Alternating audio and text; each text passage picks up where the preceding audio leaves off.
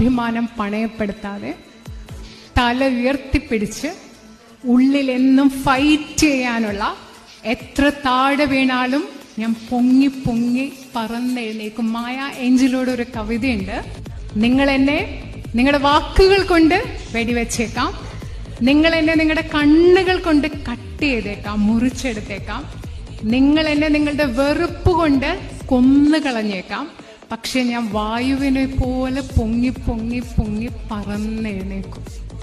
എന്ത് മനോഹരാണ്! ജീവിതത്തിൽ എന്തെങ്കിലും ബുദ്ധിമുട്ട് അനുഭവിക്കുന്ന, എന്തെങ്കിലും പ്രതിസന്ധി അനുഭവിക്കുന്ന സ്ത്രീകൾക്ക് ഈ വാക്കുകൾ ഒരു പ്രചോദനമാവട്ടെ. തേടി വരില്ല, അത് നമ്മൾ തന്നെ ഉണ്ടാക്കിയെടുക്കേണ്ടതാണ്.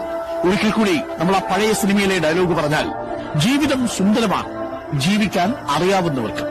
ഒരിക്കലും സന്തോഷം നമ്മളെ തേടി വരില്ല, അത് നമ്മൾ തന്നെ ഉണ്ടാക്കിയെടുക്കേണ്ടതാണ്.